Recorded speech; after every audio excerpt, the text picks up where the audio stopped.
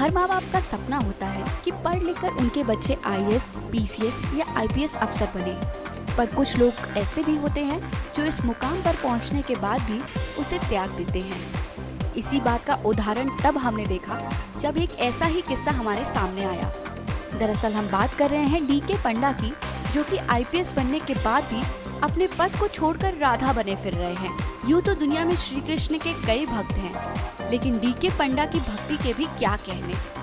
कहा जाता है कि रातों रात दूसरी राधा बनने के लिए इनको एक रात सपने में श्री कृष्ण ने दर्शन दिए। तभी से वो घर पर कभी कभी राधा का रूप धारण करने लगे। पहले ऐसा महीने में 1 या 2 बार ही होता था, लेकिन समय के साथ ये अक्सर होने लगा। इस रूप के लिए वो किसी औरत की तरह पूरा श्रृंगार करते हैं।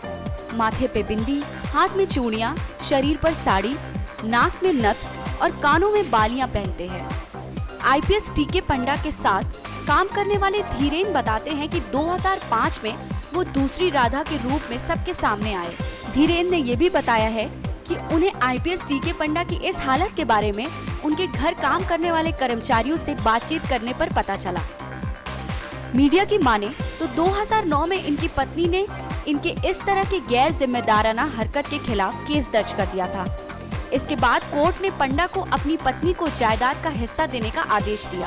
आपको बता दें कि इनके 2 बेटे भी हैं। पंडा की माने तो दोनों ही बेटे उनकी कृष्ण भक्ति को बखूबी समझते हैं।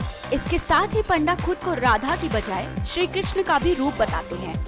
बताया जा रहा है कि विभूति खंड पुलिस इनक्लेव के फ्लैट नंबर 2/5 में कोई पुलिस अफसर रहना नहीं चाहता, क्योंकि जब से पंडा उस फ्लैट को छोड़कर गए हैं तभी से वो इस हालत के शिकार हो गए हैं और आज भी उस फ्लैट को मनहूस बताया जाता है। लोगों का कहना है कि उस फ्लैट पे कभी कभी घर की खिड़कियां अपने आप ही खुल जाती हैं। इसके अलावा इस फ्लैट में जब आईपीएस राम कुमार चतुर्वेदी रहने आए तो उन्हें भी सस्पेंड कर दिया गया।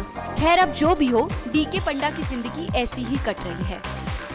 न्यूज रूम से दीक्षा दीक्षित की रिपोर्ट।